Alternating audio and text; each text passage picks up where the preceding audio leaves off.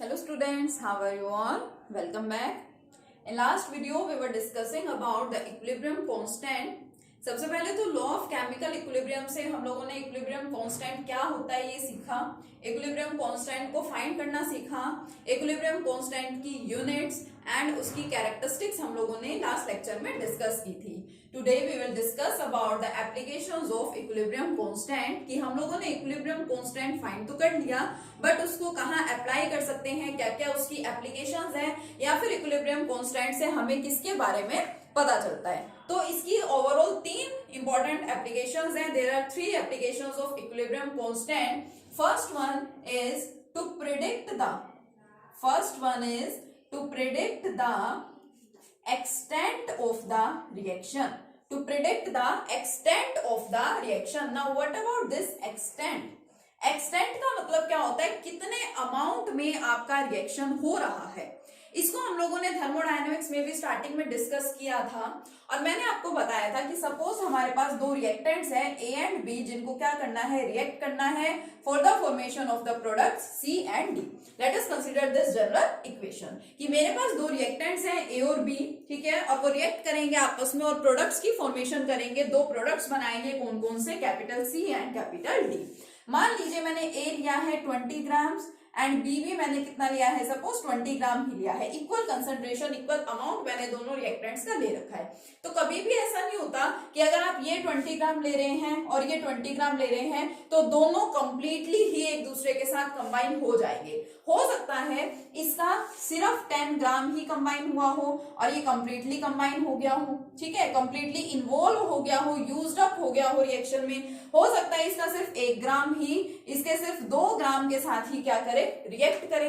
अब आप खुद से सोचो कि आपने ले तो रखे थे रिएक्टेंट्स 20 ग्राम दोनों के दोनों, और जितना यूज हुए हैं रिएक्टेंट्स आपके रिएक्शन में सिर्फ इसका 1 ग्राम और इसका सिर्फ 2 ग्राम, तो जो आपका प्रोडक्ट बनेगा वो तो बहुत कम अमाउंट में बनेगा क्योंकि रिएक्टेंट्स आप लेके तो चले थे इतना, लेकिन ये आपस में कंप्लीटली कंबाइन हुए ही नहीं. सिर्फ इतने से अमाउंट में इनका थोड़ा सा अमाउंट ही क्या हो गया, कंबाइन हुआ for the formation of product, यानी प्रोडक्ट्स का एक्सटेंट, ठीक है, प्रोडक्ट्स की कंसंट्रेशन क्या है, बहुत कम है.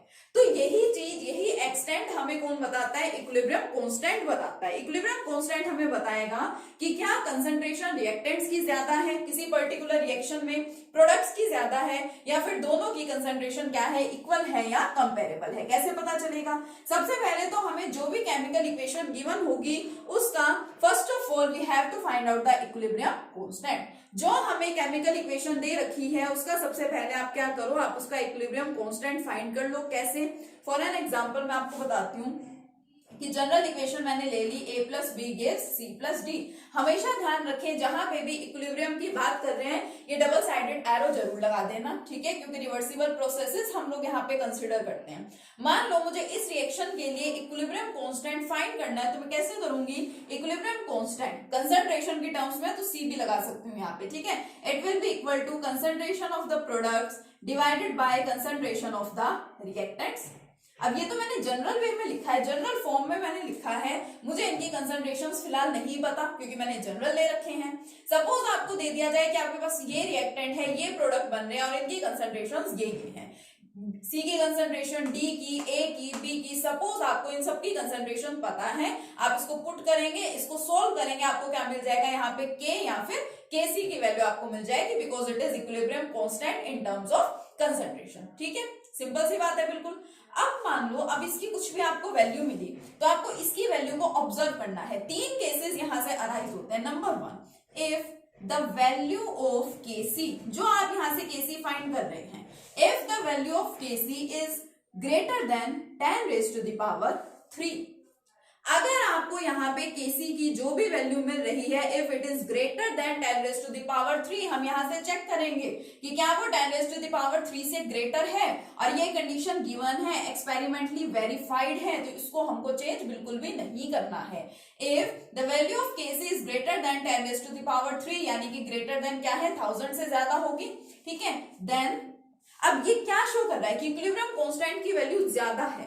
इक्विलिब्रियम कांस्टेंट की वैल्यू ज्यादा कब आएगी, खुद सोचो. यहां से अगर मान लो ये वाली टर्म्स बहुत ज्यादा है एज कंपेयर टू दिस, ठीक है, अगर आपके प्रोडक्ट्स की कंसेंट्रेशन बहुत ज्यादा है तो यहाँ पे इक्विलिब्रियम कांस्टेंट क्या मिलेगा, आपको ज्यादा मिलेगा। It means this value of equilibrium constant favours the condition of the reaction taking place in the forward direction. इससे हमें पता चल रहा है कि जो रिएक्शन है वो फॉरवर्ड डायरेक्शन में हो रहा है, काफी अच्छे तरीके से हो रहा है। This represents the concentration of products is more.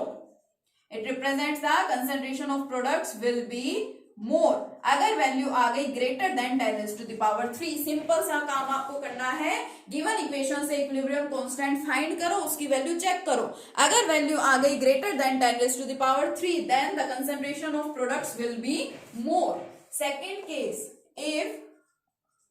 if the value of Kc is less than 10 raised to the power negative 3, now note this, it is 10 raised to the power negative 3, वो positive है और ये negative है।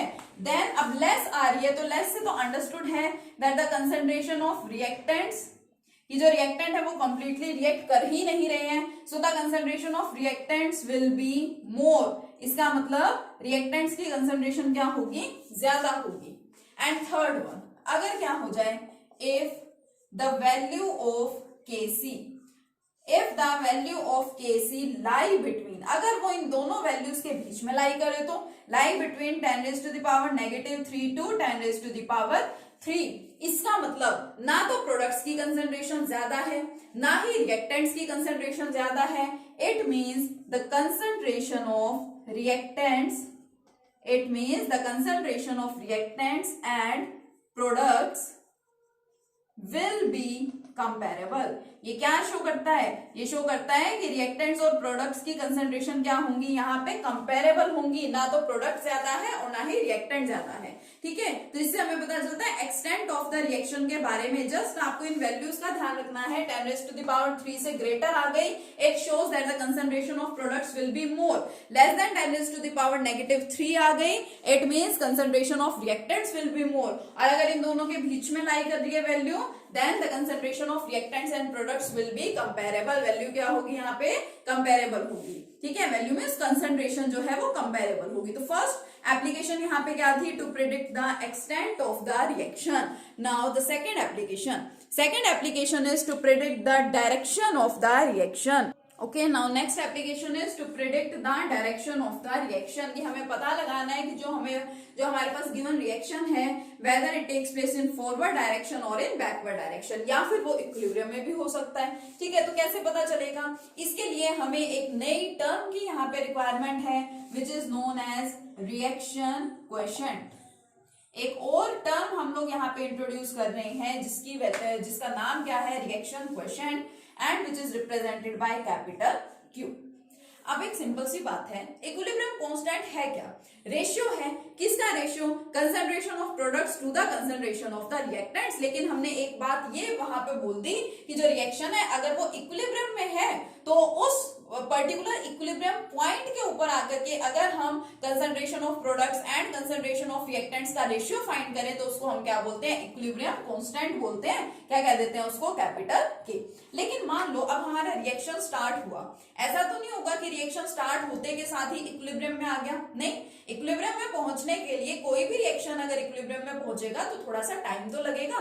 ऐसा नहीं होता कभी भी कि 2 रिएक्टेंट्स या 3 रिएक्टेंट्स या फटाफट से आपने उसको ऐड कर दिया, फटाफट वो कंबाइन हो गए और आपका जो रिएक्शन है वो इक्विलिब्रियम में पहुंच गया। ऐसा कभी भी पॉसिबल नहीं होता। तो अगर अभी मान लीजिए आपका रिएक्शन इक्विलिब्रियम में नहीं पहुंचा है, अभी आपका रिएक्शन इक्विलिब्रियम में नहीं पहुंचा है और उस पर्टिकुलर पॉइंट के ऊपर अगर आप आकर के concentration of products and concentration of reactants का रेशियो फाइंड आउट करना चाहें तो उसको हम लोग इक्विलिब्रियम कांस्टेंट तो बोल ही नहीं सकते, क्योंकि इक्विलिब्रियम कांस्टेंट तो पर्टिकुलर किस टर्म को नाम गिवन है, इक्विलिब्रियम वाली कंडीशन को, ठीक है। तो उसे हम लोग क्या बोलते हैं यहाँ पे, अगर इक्विलिब्रियम की कंडीशन नहीं है तो उसे क्या बोलेंगे वहां, रिएक्शन कोएफिशिएंट। फाइंड करने का मेथड वही है, concentration of products to the concentration of the reactants. पहले K की वैल्यू फाइंड करो, फिर Q की वैल्यू फाइंड करो। न्यूमेरिकल्स में क्या होता है, या तो आपको K की वैल्यू गिवन होती है, Q की आपसे फाइंड करवाई जाती है, या आपको Q की वैल्यू गिवन होती है, K की आपसे फाइंड कराई जाती है। तो जब आपके पास एट लास्ट दोनों वैल्यूज होंगी तो you have to compare these values. इन दोनों को आपको क्या करना पड़ेगा, कंपेयर करना पड़ेगा। और फिर दोबारा 3 कंडीशंस अराइज होंगी। First one, if equilibrium constant is greater than the reaction quotient. अगर इक्विलिब्रियम कांस्टेंट रिएक्शन क्वोशिएंट से ज्यादा आ गया तो क्या होगा, then the reaction will take place in forward direction. अब ये चीजें आपको ध्यान रखनी पड़ेंगी, the reaction will take place in forward direction. Reaction कहां पे होगा, फॉरवर्ड डायरेक्शन में होगा, the reaction will take place in forward direction. अगर इसका जस्ट अपोजिट कर दें तो second one, if Q will be greater than K, ठीक है।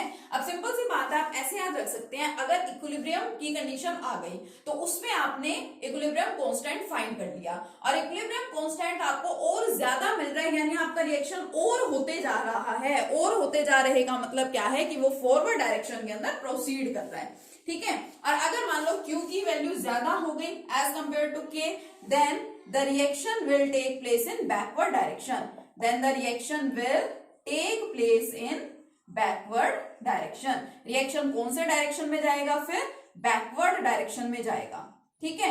और ऐसा भी तो हो सकता है ना यहाँ पे कि दोनों क्या आ जाए, इक्वल आ जाए। Now third and last condition is if Q is equal to K, reaction quotient और इक्विलिब्रियम कांस्टेंट दोनों इक्वल हो जाए तो क्या होगा, then the reaction will be in equilibrium. Equal की कंडीशन क्या है कि वो इक्विलिब्रियम में होगा, then the reaction will be in equilibrium. Reaction हमारा हो जाएगा इक्विलिब्रियम में, ठीक है। ये तो जस्ट आपको भी कंडीशंस बता रही हूँ, अभी हम लोग न्यूमेरिकल सोल्व करके देखेंगे, उससे हमें और ज्यादा क्लैरिफाई होगा कि हमें इन कंडीशंस को कैसे कैसे और कहाँ कहाँ पे अप्लाई करना है, ठीक है। तो ये सिंपल सी, वैसे इसके 3 एप्लीकेशंस हैं, 2 एप्लीकेशन मैंने आपको बता दी। First one is to predict the extent of the reaction, second one is to predict the direction of the reaction, third जो एप्लीकेशन है that is to predicting the concentration, equilibrium concentration बोल सकते हैं तो आप लोग, to predict the equilibrium concentration.